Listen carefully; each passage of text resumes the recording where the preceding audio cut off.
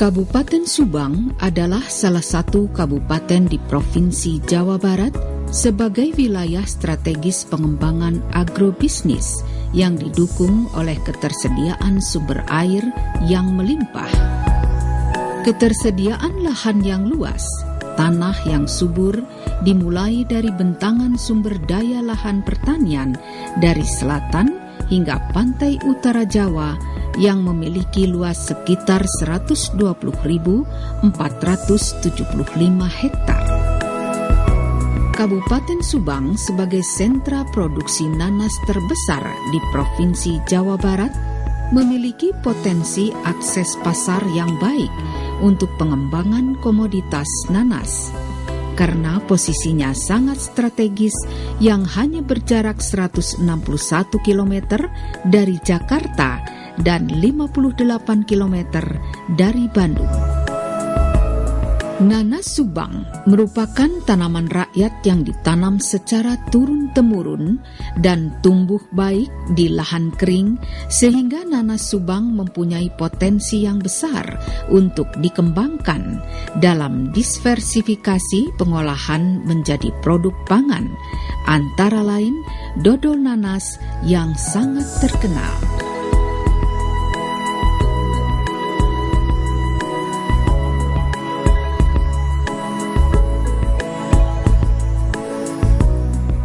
Sebagian besar nanas Subang dihasilkan dari kebun-kebun rakyat yang ditanam di halaman rumahnya atau di tegalan di Kecamatan Jalan Cagak di atas area lahan 3.000 hektar lebih dengan masa panen sepanjang tahun yang jumlah produksinya mencapai hampir 120.000 ton.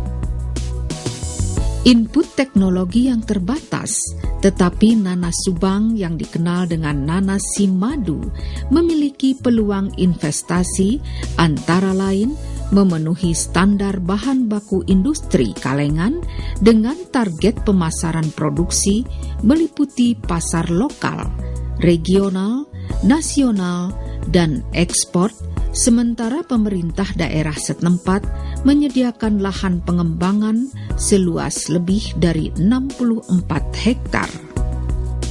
Di bidang pangan, produk-produk olahan berbahan baku nanas berpotensi untuk dikembangkan dan memiliki prospek yang baik, antara lain dibuat dodol nanas. Bagi masyarakat Indonesia, dodol merupakan makanan tradisional yang tidak asing lagi.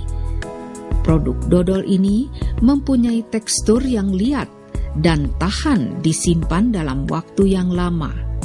Sedangkan dodol nanas merupakan bentuk makanan tradisional yang memiliki sifat fisik semi basah yang mempunyai kadar air antara 10 sampai 40% dengan aktivitas air antara 0,65 sampai 0,90 sehingga penggunaannya dapat langsung dimakan.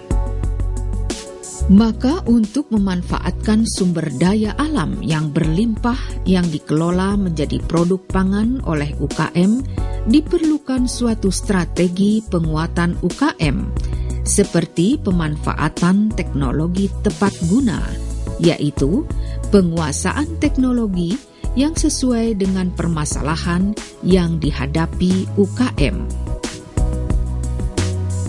Teknologi merupakan kata kunci dalam mengenal, memahami permasalahan dan kebutuhan UKM untuk membantu mengembangkan produk dodol nanas.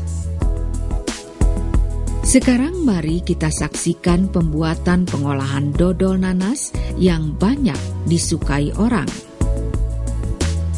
Bahan-bahan yang diperlukan adalah buah nanas, kemudian gula pasir, tepung ketan, santan, dan mentega.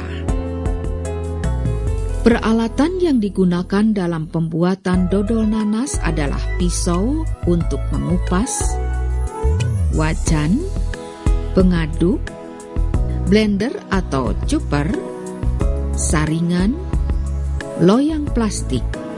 Sedangkan untuk mengemasnya menggunakan plastik dan kardus. Nanas ini masing-masing dipilih atau para pengusaha dodol menyebutnya sortasi dan grading untuk memilih nanas yang matang optimum, berwarna rata atau sebaiknya dipilih yang baik dan tidak cacat seperti memar atau busuk. Ada beberapa standar yang ditetapkan untuk menetapkan kualitas nanas, yaitu meliputi kesegaran, keseragaman, kebersihan, dan bebas hama penyakit, serta residu pestisida.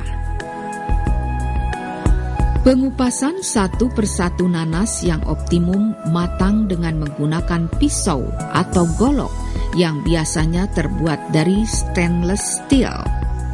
Kemudian mahkota daun dan mata buah nanas dibuang. Kemudian dibelah menjadi 2 atau 4 bagian atau tergantung dengan kapasitas alat penghancur buah nanas.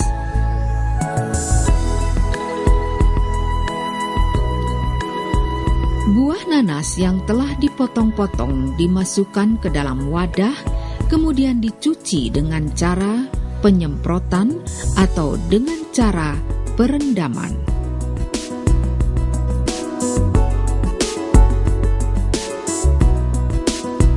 Proses selanjutnya, buah nanas yang telah dicuci dan dibersihkan akan dibuat menjadi bubur.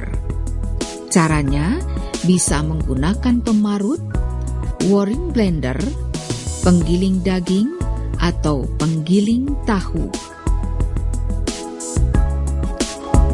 Nanas dihancurkan menjadi bubur.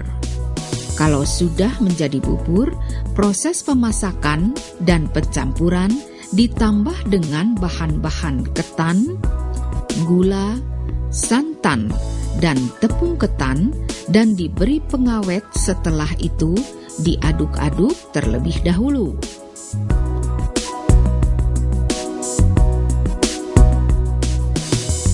Pemasakan dilakukan dalam tabung dengan sumber panas berasal dari kompor atau sumber panas lain yang dapat dipergunakan seperti kompor gas.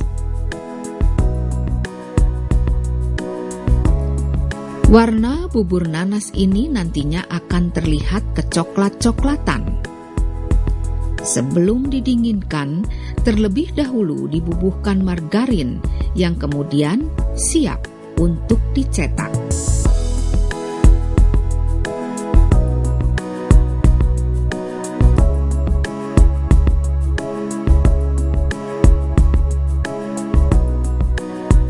Setelah berbentuk adonan, bubur ini dipindahkan ke baki atau loyang. Diratakan, kemudian didinginkan terlebih dahulu selama 1 malam sebelum mendekati proses akhir, yaitu membentuk dodol ini dalam berbagai ukuran. Adonan dodol nanas di dalam loyang-loyang ini bila sudah dingin baru akan dibentuk atau dipotong-potong.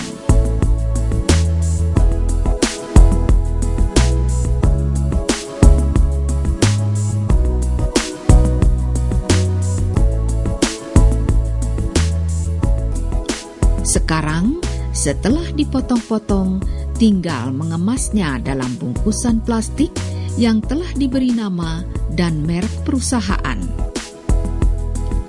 Pengemasan dodol nanas harus memenuhi aspek perlindungan bahan pangan, yaitu untuk menjaga produk tetap bersih, terlindung dari kotoran dan kontaminasi, melindungi pangan dari kerusakan fisik, perubahan kadar air, dan penyinaran. Dari aspek pemasaran, pengemasan menampilkan identifikasi informasi, daya tarik sehingga dapat membantu promosi dan penjualan.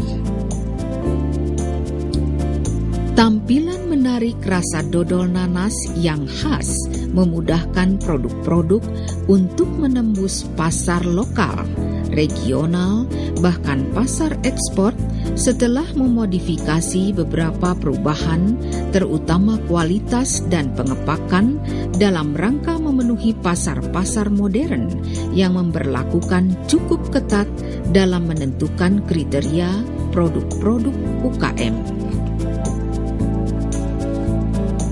Dodol nanas adalah produk pangan yang sehat karena buah nanas sebagai bahan baku utama memiliki kandungan gizi yang cukup tinggi dan lengkap seperti protein lemak, karbohidrat, fosfor, zat besi, vitamin A, vitamin B, dan vitamin C.